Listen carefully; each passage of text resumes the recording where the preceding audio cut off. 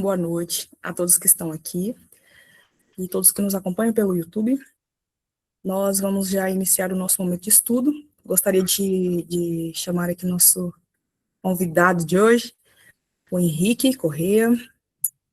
Ele é um missionário, ele é ali de Mato Grosso do Sul, né, Anastácia, e já participou algumas vezes conosco no PG, e graciosamente aceitou estar conosco mais uma vez. Então, Henrique, que o Senhor te abençoe nesse momento, te conduza, e obrigado por ter aceito o convite para estar conosco. Amém.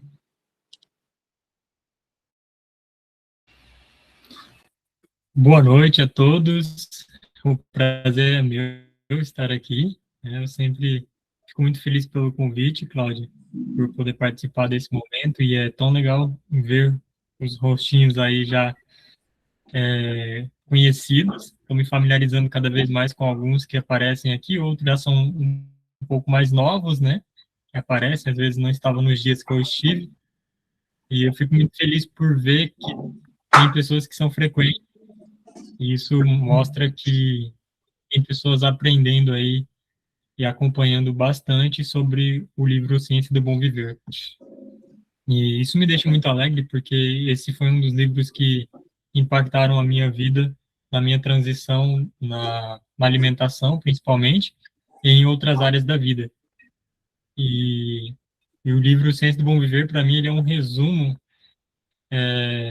bem completo do que Deus deseja para o cristão viver nessa terra. Porque ele não só aborda o conceito de alimentação, de saúde, mas ele aborda também a área da higiene, a área de como você encontrar um lar, uma casa, né? É incrível como isso, até o Centro Mover fala sobre a questão de como você deve posicionar a sua casa na hora de construir, a ventilação, a entrada de luz dentro da casa, tem a questão da modéstia, você tem a questão diversas, né? Eu estou até com o... Eu vou compartilhar a tela aqui. Deixa eu ver qual... Janela, deixa eu ver se por aqui vai ficar mais fácil. Vamos ver se vai entrar aí. Vou compartilhar a tela com vocês. Isso, já estão vendo, né? Agora Sim. deixa... Perfeito. Olha só. A parte de higiene, de vestuário, a parte de alimentação, questão sobre bebidas alcoólicas, né? Sobre pessoas que são intemperantes. Aí você tem a parte de educação, a parte do lar, a parte da família, né? Tanto da mãe, da criança, você tem também a do pai. Está tudo correlacionado nesse texto. Mais para a parte inicial, a gente tem ali a parte teológica, né? Falando sobre a parte da fé, do contato com a natureza, e acho isso fantástico. O Ciência do Mover, ele começa de uma forma maravilhosa e ele termina de uma maneira incrível. E isso impactou a minha vida no início. Eu ainda era bem jovem quando eu li a primeira vez, então essa parte do capítulo 30 para baixo ali não me chamou tanta atenção, né? Mas do 34 para 33 para frente já começou a tocar um pouco mais a mim, ainda quando eu era bem jovem. Me perdi aqui onde eu estava. Aqui. A tela mudou para vocês? Está no capítulo 37 agora? Sim, capítulo 37. Isso, tá. Buscar o verdadeiro conhecimento. Esse é um capítulo que me chamou a atenção enquanto eu estudava, justamente para fazer essa meditação aqui no pequeno grupo com vocês, e muita coisa falou comigo. É um capítulo que talvez eu vou dizer assim, é uma cobrança de responsabilidade para nós. Quem leu, quem estudou, percebeu isso, né? pois a Arma White, quando ela escreve esse capítulo, ela deixa, acho que 90% não, minto, uns 70% do capítulo inteiro, ela só falando da responsabilidade, do quê? Do grande conflito, das lutas, das dificuldades, de como a gente alcançar como a gente deve não alcançar, mas nos empenhar por alcançar a, o evangelho, alcançar ali a perfeição, a disciplina em buscar a Deus, o verdadeiro conhecimento. E isso é muito bem claro em todo e qualquer vírgula que existir nesse capítulo, porque foi muito claro. Eu fiz até uma colinha aqui, porque cada frase me chamou muita atenção. E a gente vai começar agora, já foi orado. E caso alguém tenha alguma pergunta, alguma dúvida, tá, pode me interromper, porque eu vou estar aqui na tela eu estou com a tela do PDF aqui aberto, tanto que vocês estão vendo aqui o meu mouse, e eu não consigo ver vocês. Então, se vocês levantar a mãozinha para comentar enquanto eu estiver falando aqui, eu não vou ver. Então, qualquer coisa, vocês podem me, me cortar aqui, que eu vou abrir o espaço para vocês falarem tranquilamente. Ok? Combinado? Vamos lá. Esse capítulo, buscar o verdadeiro conhecimento, é a primeira coisa desse capítulo que chama a atenção, é que ele começa trazendo o conceito do grande conflito. Nós precisamos entender que está em volta de nós. Qual é o jogo que está acontecendo ao nosso redor. E se a gente não entender a seriedade do jogo, a seriedade da guerra que está ao nosso redor, a gente não vai se empenhar. E eu falo isso porque quando a gente é criança, né, as crianças principalmente, isso já aconteceu comigo, e eu acredito que com alguns que estão aqui, se não com todos, em algum momento na infância foi dada uma responsabilidade, por exemplo, minha mãe me pedia para sair, para cuidar da casa, tinha algumas atividades, deveres do lar que eu deveria realizar enquanto ela estivesse fora, e quando ela voltasse, ela ia ver, né, ia verificar tudo ali, e ela queria que tudo tivesse limpo, organizado, do jeito que ela tinha pedido. Só que, como uma boa criança, né, a gente quer brincar, quer aproveitar o tempo livre. Bom, minha mãe não tá, vou aproveitar um pouco mais e a gente fica ali brincando. Aí, quando a gente começa a dar o horário, a gente vê a urgência de correr atrás do tempo perdido.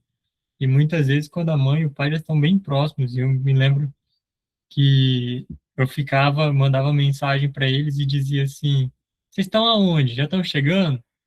E aí ela fala: a gente ainda não saiu. Aí eu ficava mais tranquilo. Aí ela fala: não, eu tô saindo. Já estava nos últimos minutos que eu tinha ali cronometrado para poder fazer tudo que daria tempo. Aí eu saía correndo e começava a limpar, a lavar, fazer o que tinha que fazer dentro de casa, para quando eles chegassem tudo estivesse pronto, né? Algumas vezes dava certo, outras não. Mas o que eu quero trazer com essa história é que se a gente não conhecer o, com as circunstâncias que estão em volta de nós, por exemplo, eu tinha que saber o tempo que ela levava de um certo local até em casa. Ela levava, sei lá, 30 minutos, uma hora para poder chegar em casa desde o momento que ela saiu do local onde ela estava, né? Aí eu sabia o tempo que eu tinha para poder fazer as coisas, então eu tinha que organizar. Tá, ela sai em tal horário, então eu tenho tanto tempo para poder fazer isso. Eu sabia das circunstâncias de tempo, de distância, né, e dos meus deveres.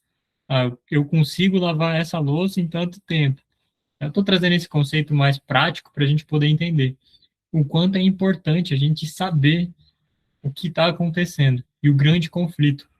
Você entende o grande conflito na sua vida?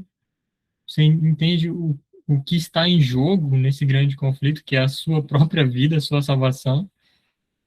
E como que a gente já, se você acompanhou e você já leu em algum outro momento esse livro, né, do Ciência do Bom Viver, você já percebeu que não é só uma questão de conscientização de, Jesus me salva, eu aceito e estou livre de todo e qualquer perigo para a perdição. Não é só você consentir na sua cabeça de que agora eu estou salvo e não tem risco mais para minha vida. Pelo contrário, talvez tenha mais risco agora que você consentiu do que antes, quando você vivia na ignorância, né, para se perder. Então, existe um grande conflito muito forte. E nesse momento, né, Deus ele coloca como esse livro logo nos primeiros capítulos, ele vai trazer um conceito que me impactou muito, no conceito da alimentação, que a alimentação ela não é um ponto de salvação, mas são ferramentas que te levam a estar mais perto de Jesus, que te salvam. Ou seja, Deus está colocando para você, dentro de tudo que você já aprendeu, ferramentas, conceitos que vão te auxiliar para ter uma vitória, alcançar a vitória. E isso é importantíssimo a gente entender. Por isso que o texto ele já traz aqui, precisamos compreender com mais plenitude o valor das verdades da palavra de Deus e o perigo de permitir que o nosso espírito seja delas desviado pelo grande enganador. E, e aqui nesse livro a gente viu, a gente tem visto, né, o valor das verdades bíblicas, né, dos conceitos bíblicos, dos princípios bíblicos, e a gente conseguindo entender isso e utilizar isso que Deus deu para nós como uma bênção, né, pode nos dar a vitória. E aí agora o, o texto ele começa a trazer uma enxurrada de informações para nós, e teve algo que me chamou muita atenção nesse parágrafo aqui, que é a ética evangélica. Isso me chamou muita atenção. Já eu não tinha me deparado, não tinha pensado ainda quando li a última vez, mas agora me veio com uma ênfase maior. A ética do evangelho, ela não reconhece nenhuma norma senão a perfeição do caráter divino. O que isso quer dizer? O texto fala, o sacrifício foi completo, foi feito a nosso favor. Foi completo. Assim deve ser a nossa restauração do avitamento do pecado. Nenhum ato de impiedade será desculpado pela lei de Deus. Injustiça alguma lhe pode escapar à condenação. Ou seja, não existe nada, nem o mínimo, né, pode ser considerado, né, pode ser passado por alto. Existe uma ética. E o que essa ética exige? Perfeição do caráter divino. Não é a perfeição do seu caráter, é a perfeição do caráter divino. E Cristo, ele veio e ele cumpriu todo esse preceito. Onde nós falhamos, ele cumpriu. E o texto diz assim que Jesus, ele disse, né? Eu tenho guardado os mandamentos do meu Pai, eu fiz isso. E aí o texto deixa muito bem claro. Sua vida é nosso exemplo e obediência e serviço. Somente Deus pode renovar o coração. O que isso aqui quer dizer? O que isso quer dizer, Henrique? Quer dizer o seguinte, que não existe brecha na lei. A lei exige perfeição. Contudo, eu não consigo dar essa perfeição. Somente Deus pode dar essa perfeição, porque o caráter é dele. Então, para ele renovar o meu coração, só ele pode fazer isso. Tanto que o texto seguinte fala que só Deus opera em nós o querer e o efetuar, que é segundo a sua vontade. Mas, olha só, tem um mas aqui, ó, você prestar bastante atenção. Mas, o que nos é ordenado? Operai a vossa salvação com temor e tremor. Ou seja, existe a totalidade do que Deus faz em nossa vida, mas existe também a nossa parte, que deve ser feita. E qual que é essa nossa parte? O que o ser humano precisa, né, para que ele possa fazer essa parte, né, operar pela salvação. E aí o texto ele vem trazendo aqui vários conceitos que são muito importantes, que não se pode endireitar os erros, nem operar reformas na conduta mediante mediante alguns esforços, alguns fracos e intermitentes esforços. Ou seja, isso aqui é uma coisa que a gente passa na vida. Eu vou trazer aqui para vocês de uma maneira bem didática. Quantas vezes a gente não começou um ano bíblico e falhou? Quantas vezes a gente começou com um propósito de oração e não terminou? Quantas vezes a gente não se propôs em algo espiritual e falhou? Fez uma promessa e não conseguiu cumprir espiritualmente. Por que que isso acontece? Pelas distrações. O inimigo ele coloca diversas distrações no nosso caminho. Distrações e mais distrações. E a gente precisa tomar muito cuidado com isso. E, e aí o texto fala assim que a formação do caráter não é uma obra de um dia. Ou seja, não é, hoje eu estou muito espiritual, eu ouvi a voz de Deus falando comigo, tive um sonho espiritual, uma visão, virei profeta naquele dia, não vale de nada, né? Aquele dia valeu, mas a formação do caráter ela é completa. Se a gente olhar para a Bíblia, a gente tem relatos de profetas que fizeram o que era errado e eles tiveram contato com Deus. Por exemplo, o rei Saul, ele foi um homem que foi cheio do Espírito Santo. O rei Saul, ele teve inúmeras vezes sido possuído pelo Espírito de Deus, profetizou muitas coisas. Contudo, mesmo assim, ele não se esforçou por permanecer ali naquele caminho. Por isso que o texto diz, não é a obra de um dia, nem um ano, mas de uma existência. Todos os dias, todo momento. Se eu cair hoje, amanhã eu preciso me levantar e buscar a Deus, clamar a Ele por misericórdia na minha vida, eu tenho que buscar pela santidade. A luta pela conquista do eu, pela santidade e o céu, é uma luta que se prolonga por toda a vida. Sem esforço, a atividade constante não pode haver ganho da coroa da vitória. Tá? Eu quero trazer para você o quê? Luta constante. Não fazer, se tiver fraco e com esforços intermitentes, o fracasso vem. Então é luta constante. E ainda o texto diz aqui, ó, uma luta renhida. O que é isso aqui, gente? Isso aqui é um esforço que, você não solta.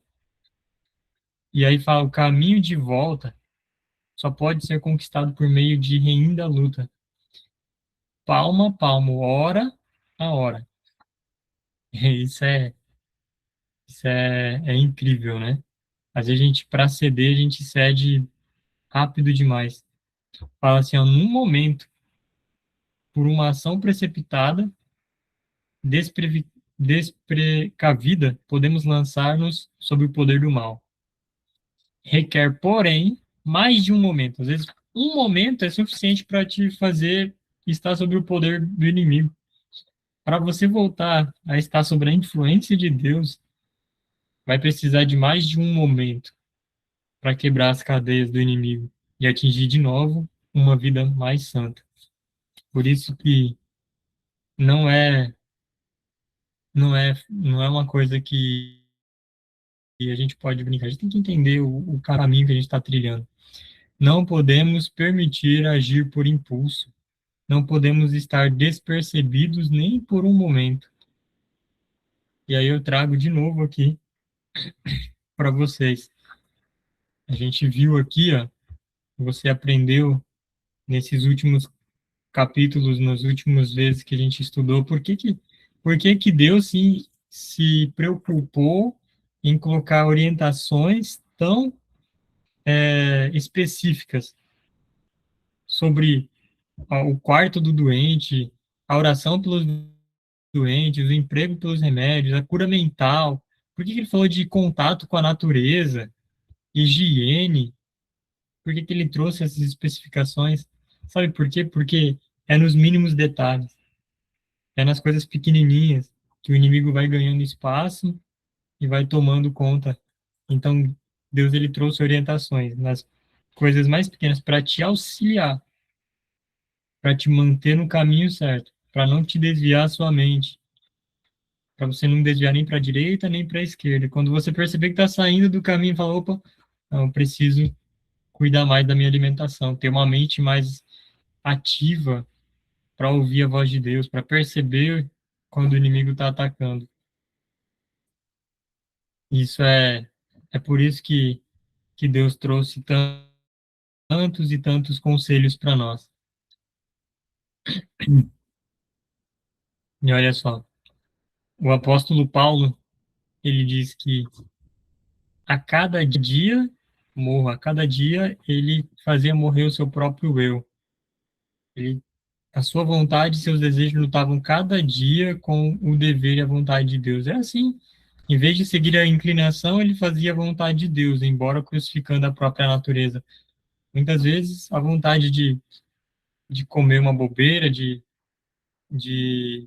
fazer algo que não deveria ser feito, às vezes é uma coisa simples, mas isso pode influenciar no resultado final. E a vida cristã, ela é uma batalha e uma marcha. E nessa guerra não existe trégua, não existe trégua. E se a gente continuar perseverante, a gente consegue nos mantemos a vitória sobre as tentações de Satanás. E assim, dia após dia. Integridade cristã deve ser buscada com irresistível energia e mantida com resoluta e, e fixidez de propósito. Fixidez de propósito. A gente tem que ser firme naquilo que a gente vai fazer. A gente vê Noé, a gente vê Jó, a gente vê Daniel, exemplos, exemplos de pessoas ali que se mantiveram firmes.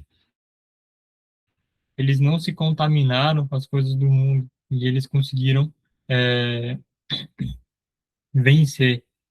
E ainda diz assim: somos individualmente responsáveis pelos resultados do conflito. Ainda que Noé, Jó e Daniel estivessem na terra, não poderiam, por sua justiça, livrar nem filho nem filha. Por quê? Porque a salvação ela é individual. Cada um precisa se empenhar nessa luta. Todo mundo tem um papel, todo mundo tem uma responsabilidade para vencer. Por isso que o texto ele aborda o conceito de que há uma ciência, há uma ciência do cristianismo. E o que é essa ciência, o que é essa ciência do cristianismo? É o que a gente tem visto, né? Deus, ele... Só um minutinho. Oi? Tem café? Obrigado.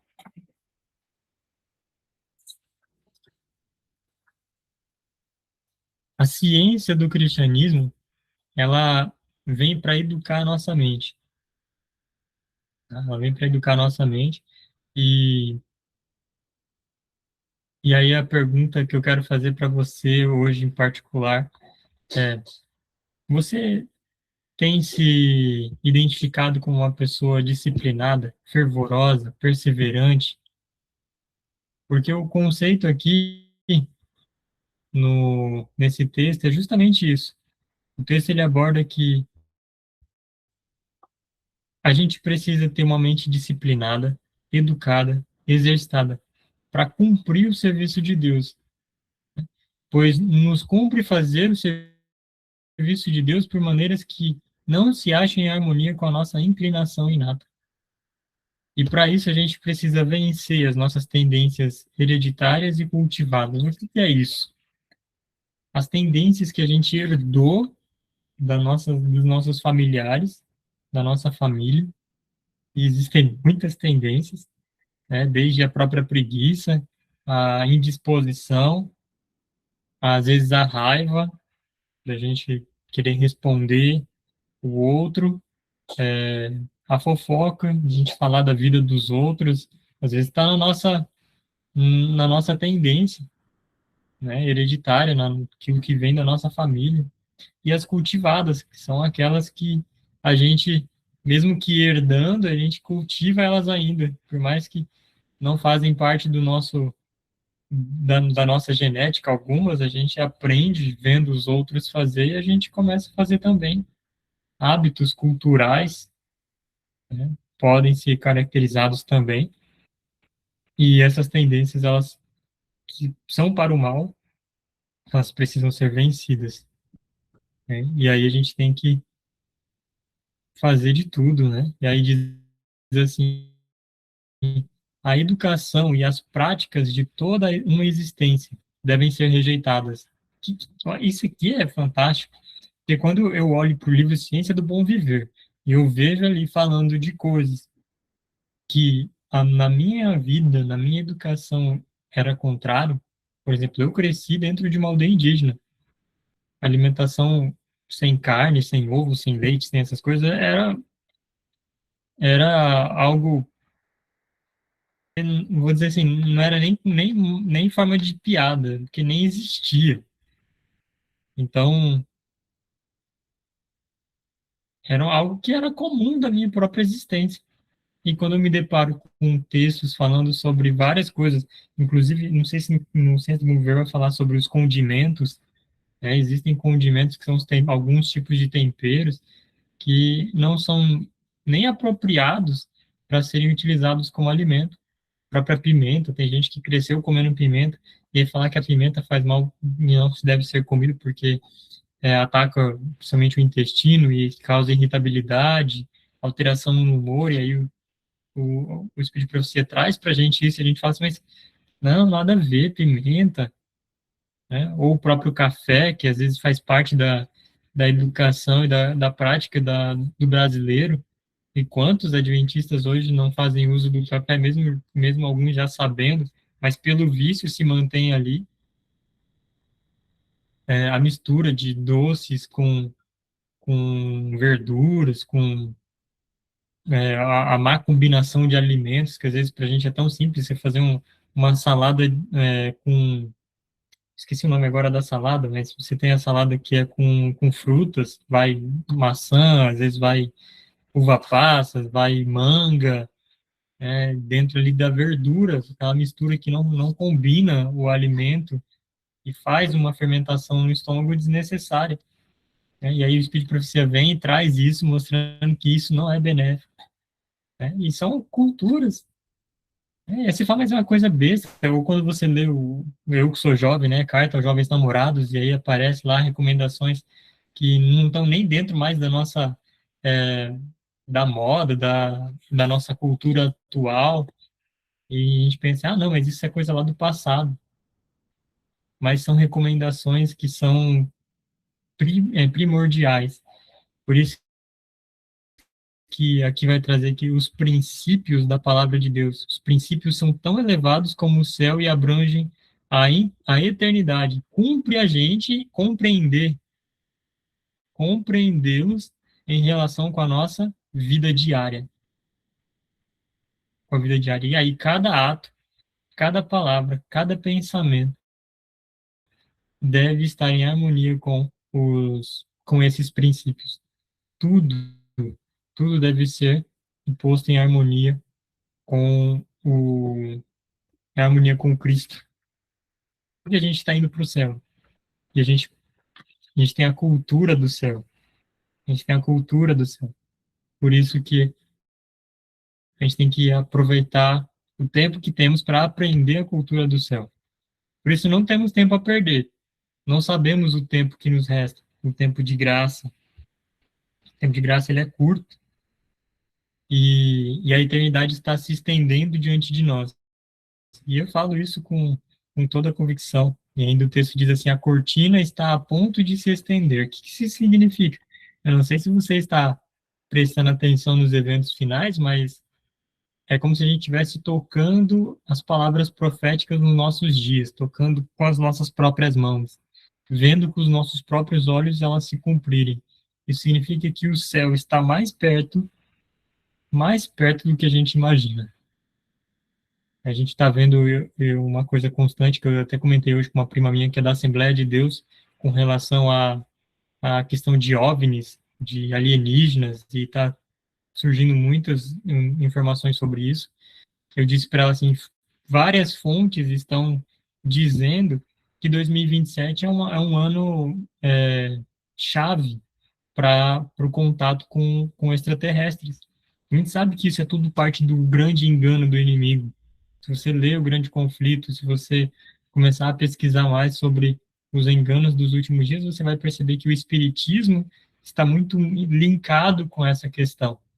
E aí você tem contato com extraterrestres, e eles vão trazer novidades, contatos com os mortos, e muita coisa desse tipo vai aparecer, como se isso fosse muito real.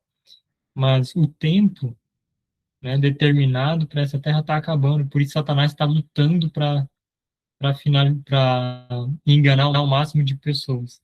E a gente consegue, através desses eventos, olhar que a eternidade, aquilo que Deus tem planejado para o seu povo, já está às portas. E a gente pode se alegrar com isso.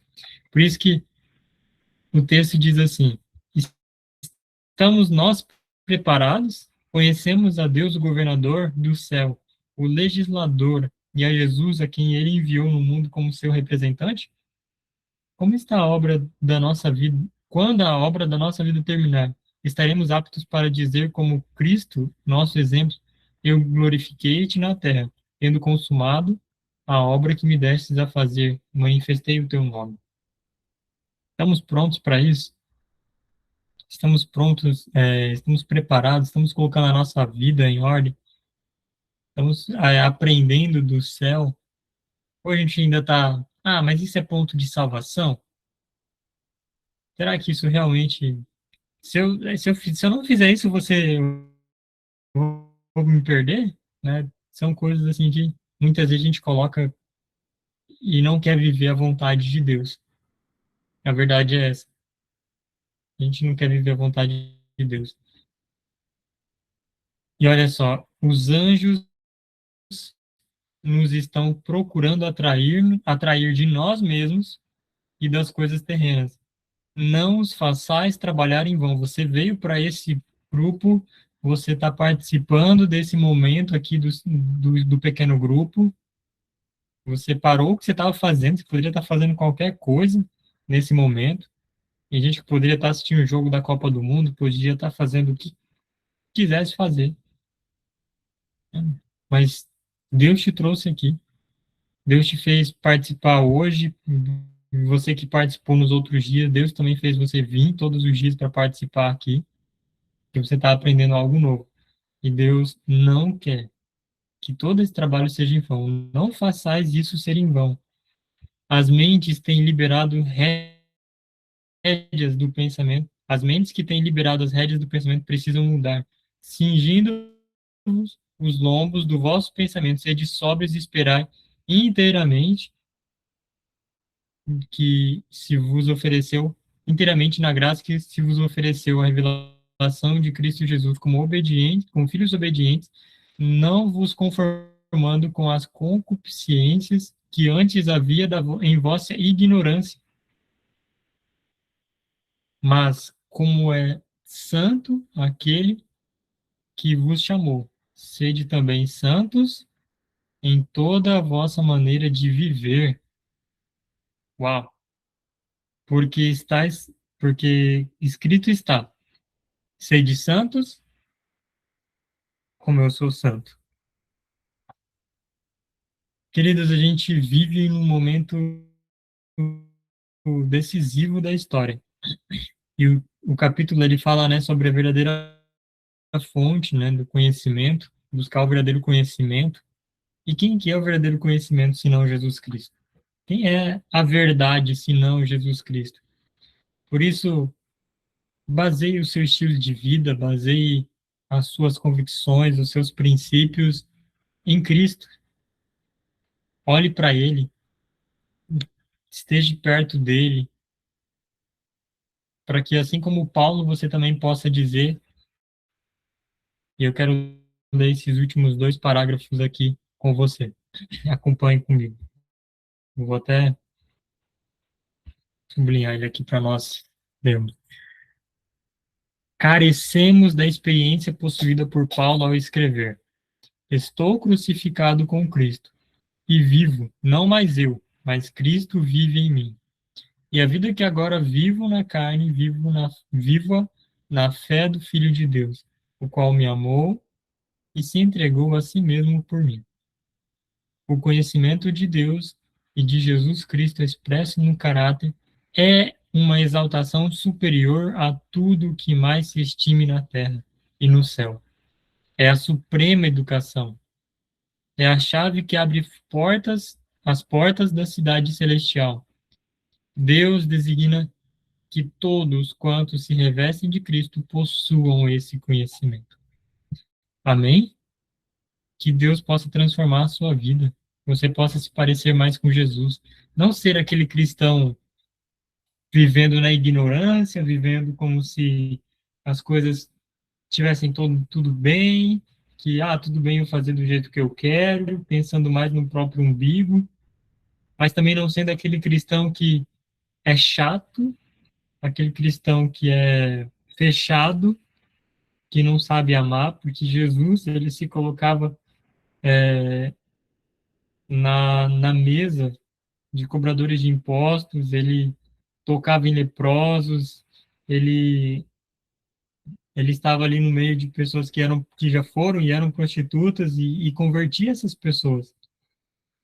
Muitas vezes existem os fariseus modernos que se fecham e falam assim, não, aqueles dali fazem coisas que não são boas e se afastam deles e não se colocam em uma posição que pode influenciá-los para o bem. Então, você que até aqui aprendeu sobre alimentação, procura pegar um sábado, fazer um almoço especial e convidar aquele irmão da igreja que muitas vezes não conhece sobre alimentação ou que tenha até um preconceito formado sobre o vegetarianismo.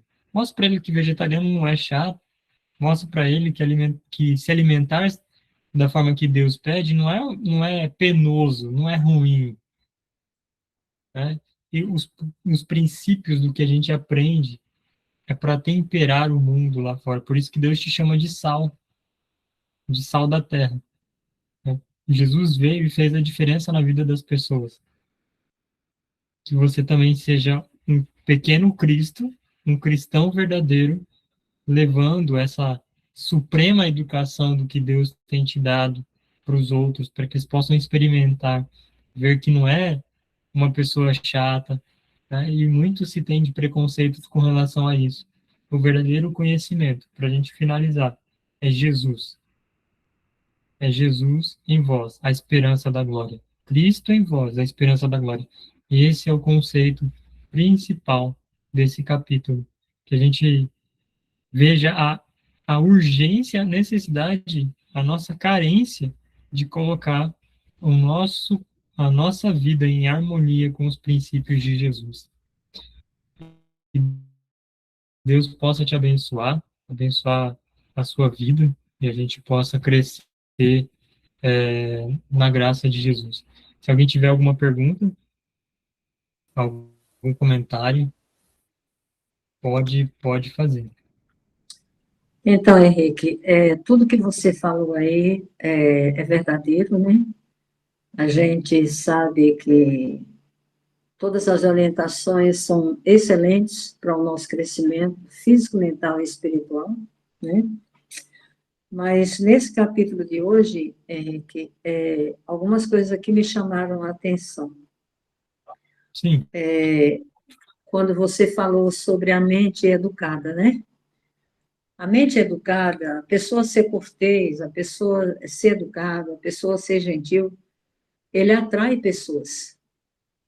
O mundo está tão difícil, Sim. a vida está tão difícil, se porventura nós não encontrarmos esse amor, essa compreensão da igreja, onde vamos encontrar, Henrique? Onde? Entendeu? Esse final de semana eu me deparei com uma situação, uma pessoa que conhece muito, muito, muito mesmo. Essa pessoa de quem eu estou falando, ele já leu 70 livros da irmã White. São 100, né? Só faltam 30 só. Então, o homem tem uma cultura, assim, vamos dizer, mais que normal, né? Porque, na verdade, ele está no caminho certo. Só que ele fez uma pregação, e na pregação ele fez uma pergunta, E as pessoas ficaram caladas, quer dizer, automaticamente não souberam responder. E aí, quando ele começou a apertar e falar assim, o que está escrito lá em Efésios 2? Vamos, vamos, meus irmãos, vamos.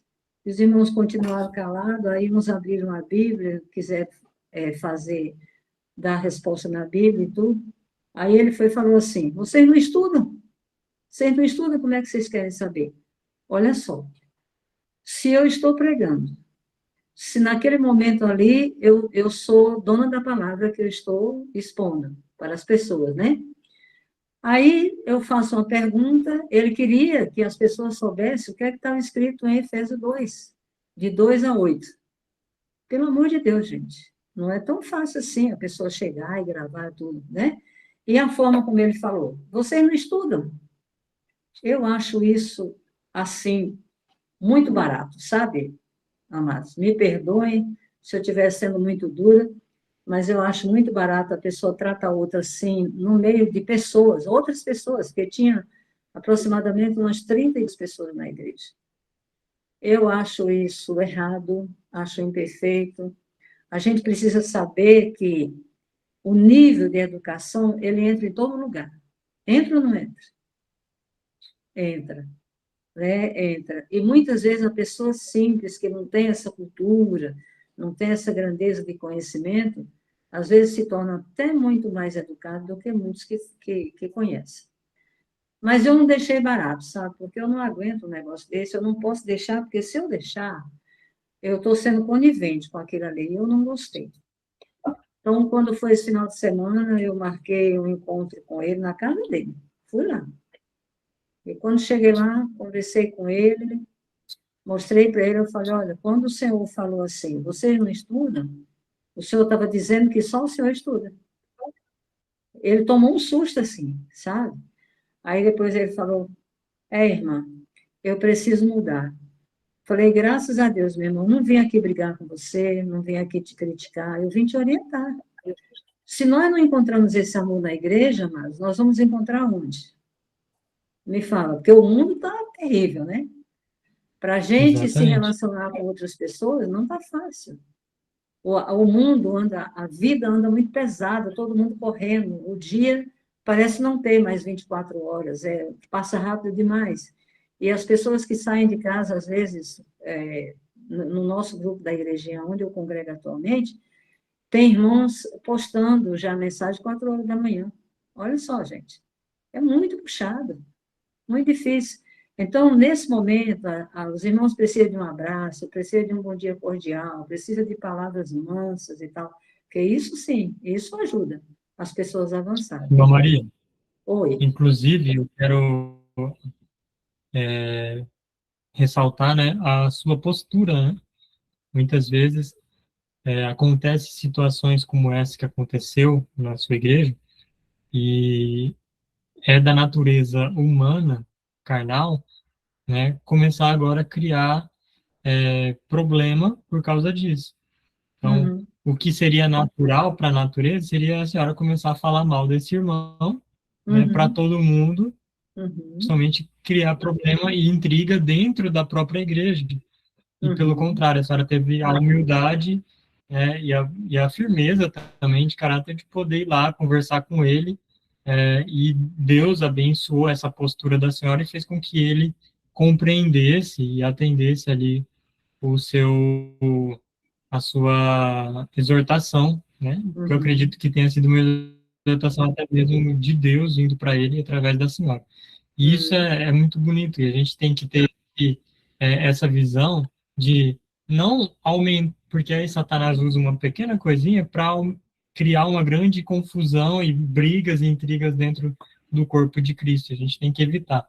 Por isso que a irmã White uhum, fala que nós, como cristãos, nós temos que ser amáveis, saber amar e ser amáveis. Né? Não uhum, só dar amor, mas também isso é importantíssimo na vida cristã, e eu trago ressalto isso aí. Acho que é maravilhoso, e a gente tem que ter essa postura em Cristo, né? Essa postura espiritual. Alguém mais tem alguma pergunta, algum comentário? O Alisson tinha levantado a mão. Dá tempo de comentar rapidinho? Dá sim, um Tenho 2 minutinho. minutinhos para você. Ok, eu vou ser bem objetivo, tá? Para não ultrapassar aqui o horário. O irmão mencionou aí sobre, no último parágrafo, né, que foi lido, suprema educação, conhecimento de Jesus, de Deus e de Jesus Cristo expresso no caráter, Sim. é uma exaltação superior a tudo mais que se estime na terra e no céu. É a suprema educação. A gente tem que entender que a educação ela está diretamente relacionada à nossa salvação.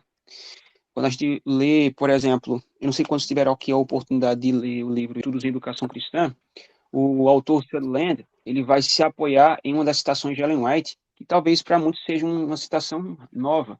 Ela diz que agora, como nunca antes, precisamos compreender a verdadeira ciência da educação. Se deixarmos de compreender isso, jamais teremos lugar no reino de Deus. Então, observe, jamais teremos lugar se nós não compreendermos e experimentar na prática essa ciência da verdadeira educação. Agora, sim, a ciência da verdadeira educação não é apenas boas maneiras. Nós precisamos entender o que é educação. Porque quando a gente para e pensa na palavra educação, a gente naturalmente remete a uma instituição onde ela é destinada a promover conhecimentos, como disciplinas, né, português, matemática, mas educação vai além do que isso. Educação, quando a gente estuda, vou fazer aqui uma forma bem resumida, segundo o que nós aprendemos na Bíblia e Profecia, a educação é a transmissão do conhecimento da própria pessoa de Jesus. Então, quando você para refletir e pensar sobre isso, você começa a entender melhor sobre esse conceito tão amplo que vai sendo explanado no Espírito de Profecia. Educação tem origem na mente de Cristo. Então, quando a gente fala de educação, a gente não pode pregar ou ministrar educação sem mencionar a Cristo, porque é uma revelação pessoal que ele faz de ele mesmo à humanidade caída. Então, quando ela menciona aqui a educação suprema, é justamente essa educação, porque ela parte de uma revelação pessoal que Cristo faz dele mesmo. E essa revelação que ele faz dele mesmo nada mais é do que um conhecimento de salvação. Você pode ver isso em João 17,3, que ele diz assim: e a vida eterna consiste em conhecer a Deus, o único Deus verdadeiro, e a Jesus Cristo a quem enviaste. Exatamente. Inclusive, ela mesma diz que educação é a mesma coisa que redenção. São a mesma coisa. É justamente porque é Cristo que nos redime, né? Educação é o próprio Jesus. A gente tem que buscar isso. Queridos, foi um prazer estar aqui com vocês. Gostaria que nós finalizássemos com uma oração. Posso orar, Cláudio? Vamos orar então. Feche seus olhos, vamos falar com Deus. Pai Celestial, nós buscamos pelo verdadeiro conhecimento, a verdadeira educação, que é o Senhor Jesus em pessoa. Senhor, nos ensine a olhar mais para Cristo, a acompanhá-lo mais de perto na nossa vida diária, fazer dele não só o nosso melhor amigo, mas o nosso Salvador.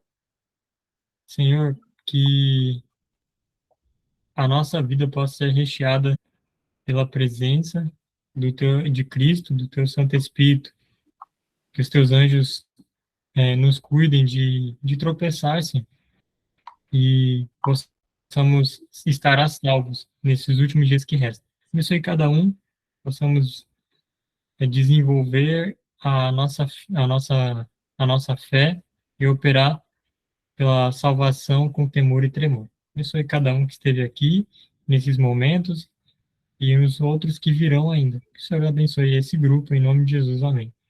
Amém, Senhor. Amém.